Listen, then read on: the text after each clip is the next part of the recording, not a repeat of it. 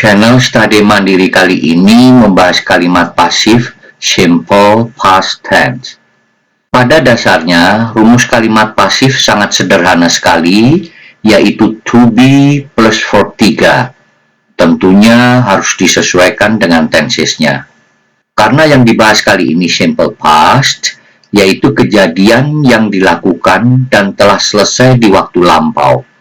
Maka rumus pasifnya menjadi subject plus to be was atau were plus verb 3. Sebelum dilanjutkan, saya sarankan agar Anda bergabung di grup Facebook Study Mandiri untuk belajar bersama dengan anggota grup Facebook lainnya.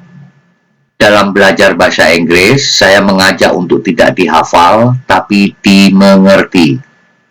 Kalimat pasif pada dasarnya merubah kata kerja berawalan me menjadi berawalan di. Seperti contoh kalimat, Father bought a big house last month. Ayah telah membeli rumah besar bulan yang lalu. Kalimat pasifnya menjadi, rumah besar telah dibeli oleh ayah bulan yang lalu. Terlihat pada kalimat pasif tersebut ditambah kata oleh atau by, oleh ayah. Mari kita bahas secara lengkap tentang to be dulu, supaya mengetahui to be apa yang seharusnya digunakan dan apa fungsi to be sebagai kata kerja bantu. Lihat bagian to be. Yang paling kita kenal to be am, is, are. Di bawah to be terdapat kata kerja verb 1 by, verb 2-nya bought, verb 3-nya bought. Verb 3 inilah yang digunakan pada kalimat pasif. Sesuai rumus pasif, untuk simple past, yaitu subject, to be past, was were, plus verb 3. Menyebut kata kerja dasar verb 1 by, semestinya dengan kata to by. Coba hilangkan kata to pada to by, sehingga menjadi by saja. Hilangkan juga kata to pada to be, sehingga menjadi be saja. Terlihatlah bahwa be sepadan atau sama dengan kata kerja pertama by.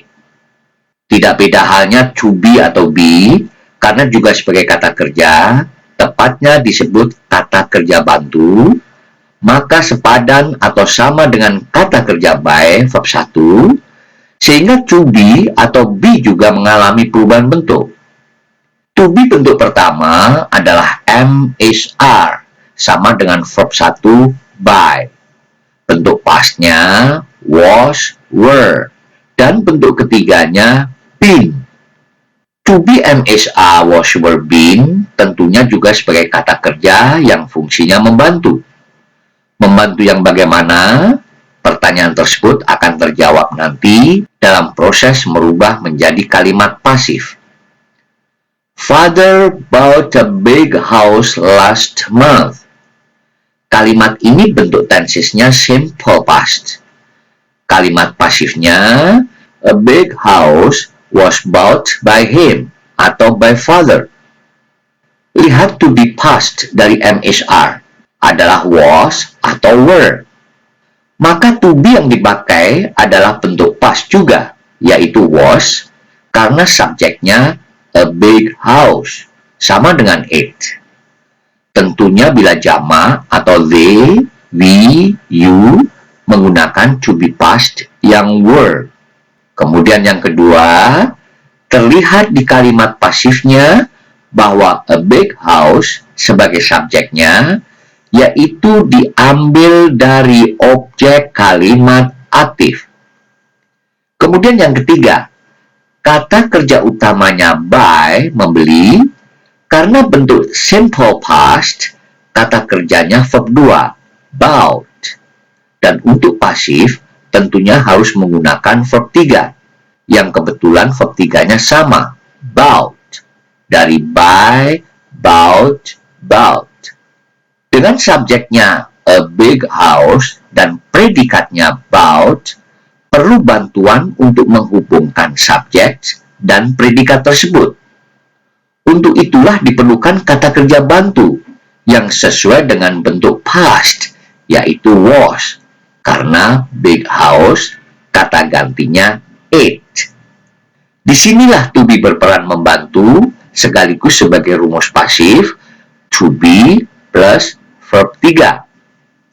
Tapi dalam hal ini, to be membantu menghubungkan subjek, a big house, dan predikat bought sebagai verb 3 untuk pasif. Sehingga kalimat pasifnya menjadi a big house was bought by him atau by father. Terlihat pada kalimat pasif tersebut, father bisa berubah menjadi him, karena father atau he, bila sebagai objek, maka he berubah menjadi him. Begitu juga she, bila menjadi objek, maka berubah menjadi her. Sedangkan it, tetap it. They menjadi them, we menjadi us, you sebagai objek, tetap you, dan I menjadi me. Tentunya mudah kan bila kalimat pasif yang positif tersebut dirubah menjadi kalimat negatif, karena hanya menambah kata not pada to be-nya was. Sehingga kalimat negatifnya menjadi a big house was not bought by him. Tentunya mudah juga kan bila merubah menjadi kalimat interrogatif, karena hanya menggeser to be was menjadi di depan subjek. Sehingga kalimat interrogatifnya menjadi was a big house bought by him? Perlu ingat ya, bentuk tenses yang dibahas kali ini adalah simple past. Sebenarnya belajar kalimat pasif harus mengetahui tensesnya dulu. Bila Anda menemui sedikit kesulitan menangkap penjelasan kalimat pasif ini karena kurang memahami tenses, saya sarankan pelajari dulu 16 tenses lengkap dalam 16 video yang telah saya buat videonya dengan penjelasan detail. Saya yakin, bila Anda kuasai 16 tenses, maka akan sangat mudah merubah kalimat berbagai tenses menjadi kalimat pasif. Agar channel Study Mandiri semakin berkembang, mohon bantuannya subscribe, like, dan share ke teman-teman grup WA supaya pengetahuan menyebar lebih luas. Selamat belajar. Terima kasih.